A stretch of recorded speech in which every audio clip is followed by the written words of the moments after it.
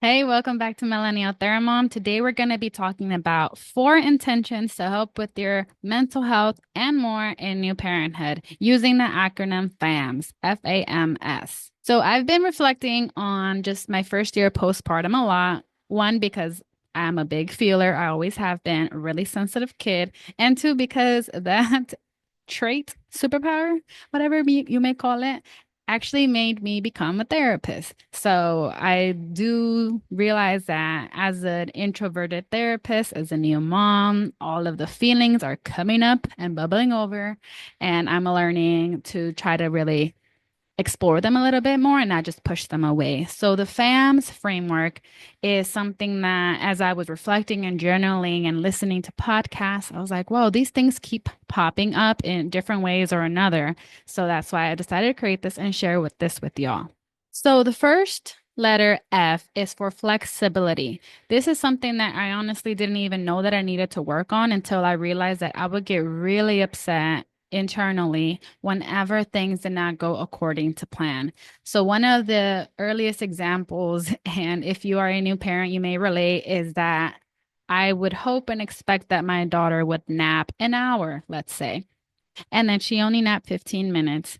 And I didn't have very much flexibility. The opposite was rigidity. So I would get really upset and I would feel guilty about feeling upset. And that's when I really had to look underneath, like, oh my gosh, like, it's not that I'm a bad person. It's not that I'm a bad mom, but I do kind of hold on to this control sometimes and I need to start letting it go. And one of the biggest things that we can do, I feel, for that is embracing this flexibility, being able to be like going with the wind. We can still be grounded, we can be strong, but we can be flexible, right? So nowadays, this looks like, let's say I had a plan to do this and this and this while she napped, and she doesn't nap as long as I hope. Flexibility comes in, and I can say, okay, she did a nap as long as I hoped. It's okay. We can be flexible. I can be flexible, and it will all be all right. I'm sure there are more examples, but I want to keep it brief and simple. So that's your first F. The second one is acceptance. So A for acceptance, because I think a lot of these feelings in new parenthood might come up.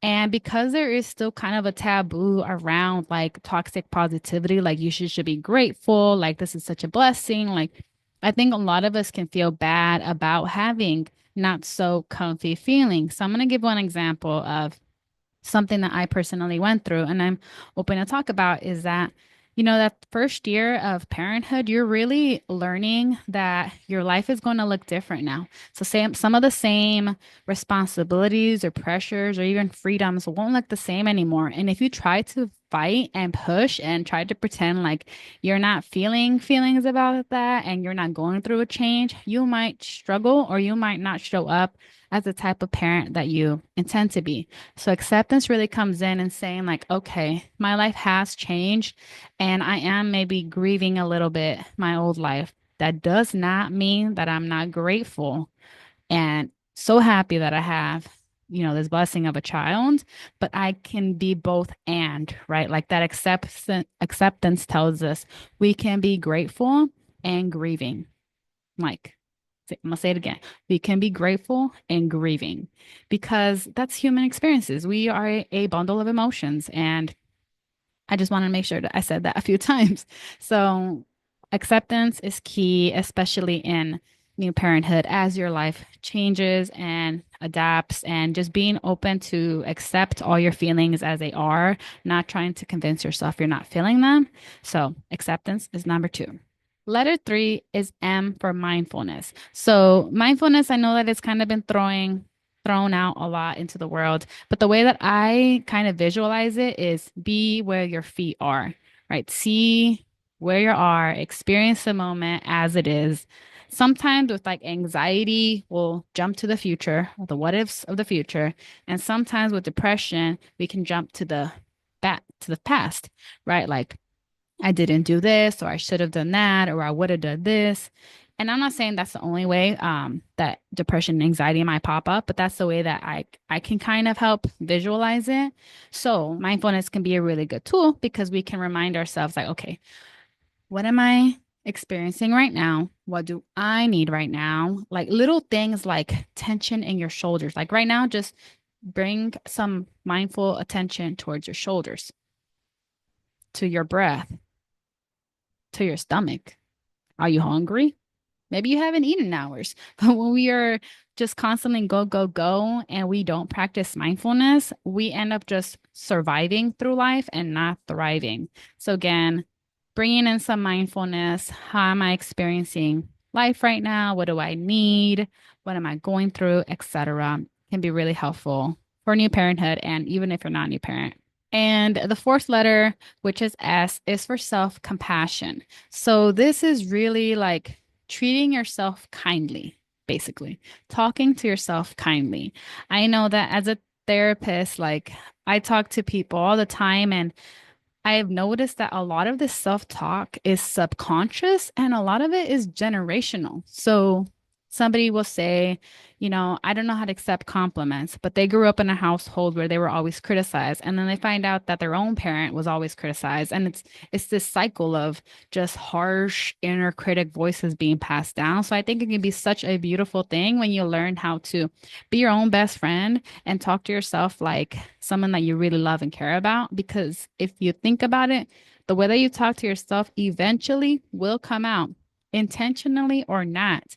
So me as a new mom, I have to be mindful, like, okay, when I drop something or when we spill something, how am I going to react to that? Because that may be building part of her self-talk.